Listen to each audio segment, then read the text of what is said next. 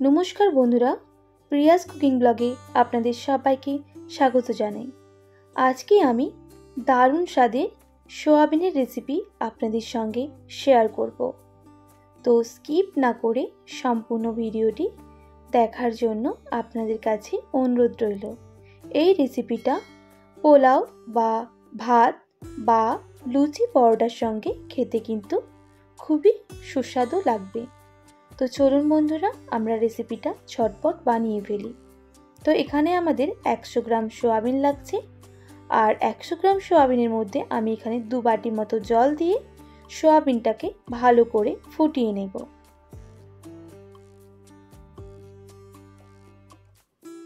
তো ওই জলের মধ্যে আমি সোয়াবিনটা দিয়ে দিলাম, আর 2 মিনিট মতো ভালো করে সোয়াবিনটাকে একটু সেদ্ধ করে নেব। আর এখানে আমি সামান্য পরিমাণ দিয়ে দিলাম নুন। তো সোয়াবিনটা সেদ্ধ হয়ে গেছে, আমি নামিয়ে নিলাম।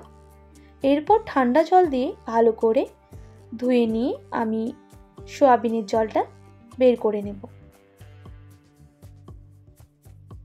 এইভাবে হাত দিয়ে চেপে চেপে সোয়াবিনের যে জলটা ভেতরে রয়ে গেছে সেটা আমি বের করে দেব। তো এরপর আমি সোয়াবিনটাকে ম্যারিনেট করে নেব। তার জন্য কিছু আমি মশলা পেস্ট করে নেব। এখানে দিয়ে দেব 6 থেকে 7টা রসুনের কোয়া, আর আদা কিছুটা পরিমাণ, কাঁচা লঙ্কা দুটো, আর একটা কাশ্মীরি লঙ্কা। তো আমি এটা একটা পেস্ট বানিয়ে নিচ্ছি। তো পেস্ট বানানো হয়ে গেছে। এরপর সোয়াবিনটাকে ম্যারিনেট করে নেব। তার জন্য এখানে দিয়ে দেব সামান্য পরিমাণ নুন। আমি যেহেতু সেদ্ধর সময় নুনটা দিয়েছিলাম, তাই এখানে আমি অল্পই নুন ব্যবহার করছি। আর দিয়ে দেব কর্নফ্লাওয়ার। আপনারা চাইলে এখানে ময়দাটাও ব্যবহার করতে পারেন। তো আমি কর্নফ্লাওয়ারটা দিয়ে দিলাম 2 টেবিল চামচের মতো। আর দিয়ে দেব 1 টেবিল চামচের মতো আদা রসুন কাঁচা লঙ্কার পেস্ট। এরপর ভালো করে মিশিয়ে নিতে হবে।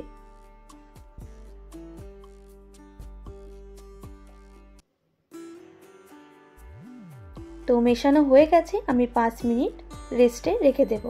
তো সোয়াবিনটা বানানোর জন্য এখানে আমি একটা কড়াই বসিয়ে দিলাম, আর কড়াইয়ের মধ্যে দিয়ে দেব 2 টেবিল চামচের মতো সর্ষের তেল। আপনারা এখানে সাদা তেল দিয়েও করতে পারেন।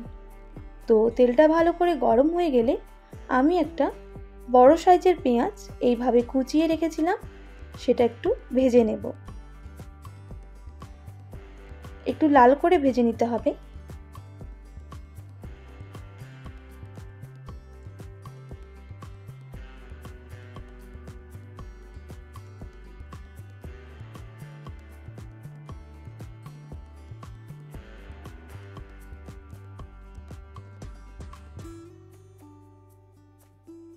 তো ভাজা হয়ে গেছে দেখুন বন্ধুরা, আমি এবার নামিয়ে নিচ্ছি।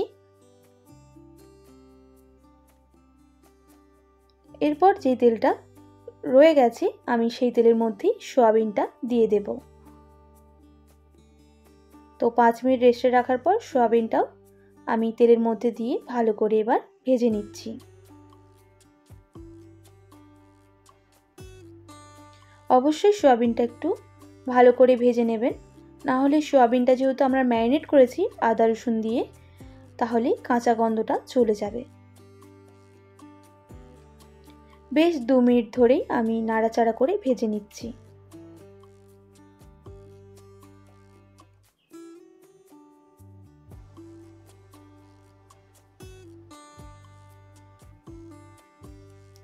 তো একঘেয়েমি সোয়াবিন খেতে সবারই ভালো লাগে না, অবশ্যই এইভাবে একবার ট্রাই। তো 2 মিনিট ধরে ভালো করে নাড়াচাড়া করার পর সোয়াবিনটা বেশ ভাজা হয়ে এসেছে, আমি এবার নামিয়ে নেব।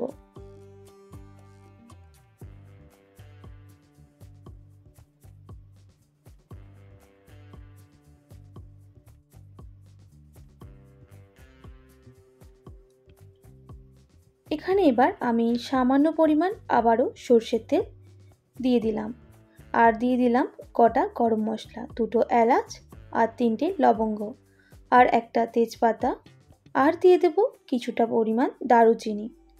এবার ভালো করে গরম মশলাগুলো তেলের সাথে ভেজে নেব।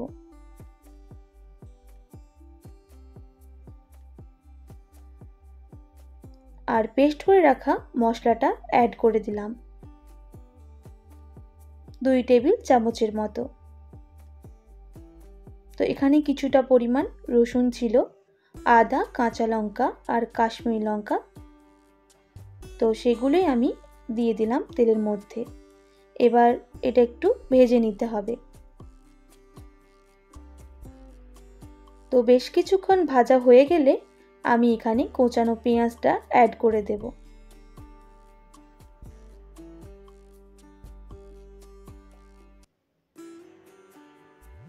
এবার পেঁয়াজটা সঙ্গে মশলাটাকে একটু ভেজে নিতে হবে। 2 থেকে 3 মিনিট ধরে লো টু মিডিয়াম আঁচে ভেজে নেব। তো দেখুন বন্ধুরা, ভাজা হয়ে গেছে। আমি এবার টমেটো কুচি দিয়ে দিলাম। আমি এখানে মিডিয়াম সাইজের একটা টমেটো কুচিয়ে রেখেছিলাম, সেটাই অ্যাড করে দিলাম। যেহেতু এখানে আমি টমেটো দিয়েছি, তার জন্য এখানে সামান্য পরিমাণ আমি নুনটা অ্যাড করে দেব। আবারও আমি 2 মিনিট ধরে টমেটোটাকে ভালো করে ভেজে নেব।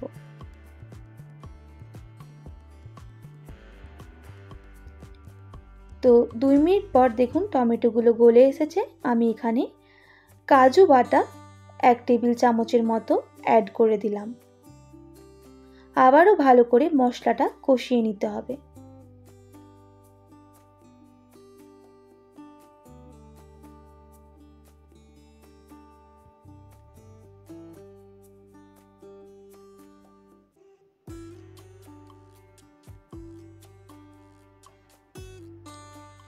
এরপর মশলাটাকে 5 থেকে 10 মিনিট মতো আমি কষিয়ে নেব। 5 থেকে 10 মিনিট কষানো হয়ে গেলে আমি কিছু গুঁড়ো মশলা অ্যাড করব। সামান্য পরিমাণ হলুদের গুঁড়ো, আর দিয়ে দেব সামান্য পরিমাণ লঙ্কার গুঁড়ো, আর এখানে দিয়ে দেব সামান্য পরিমাণ জিরে গুঁড়ো, আর দিয়ে দেব জল। দেওয়ার পর আবারও আমি মশলাটাকে কষিয়ে নেব। আবারও 2 থেকে 3 মিনিট ধরে আমি মশলাটাকে কষিয়ে নিতে হবে। দেখুন সাইডে তেল ছাড়তে শুরু করে দিয়েছে। এরপর আমি ফেটানো টক দই 2 টেবিল চামচের মতো দিয়ে দিলাম। এবার টক দই দেওয়ার পর আবারও আমি বেশ কিছুক্ষণ এইভাবে নাড়াচাড়া করে নেব।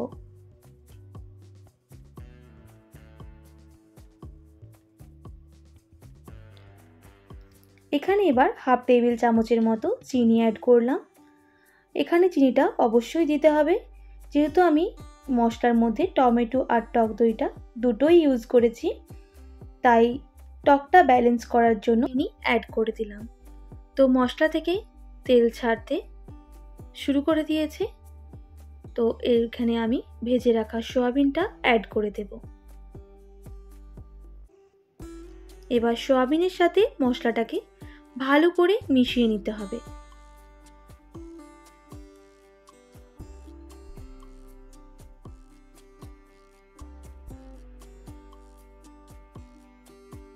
ভালো করে সয়াবিনের সাথে মশলাটা কষানো হয়ে গেছে।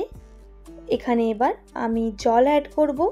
তো জলটা আমি ঠান্ডা দেব না, একটু উষ্ণ গরম করে নেব। তো অ্যাড করে দিলাম।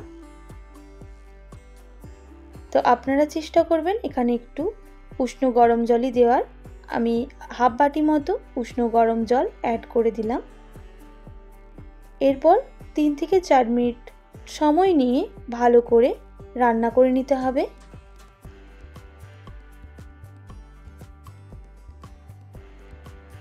তো 3 থেকে 4 মিনিট সময় নিয়ে ভালো করে রান্না করার পর দেখুন গ্রেভি হয়ে গেছে। এরপর একটু নাড়াচাড়া করে নেব।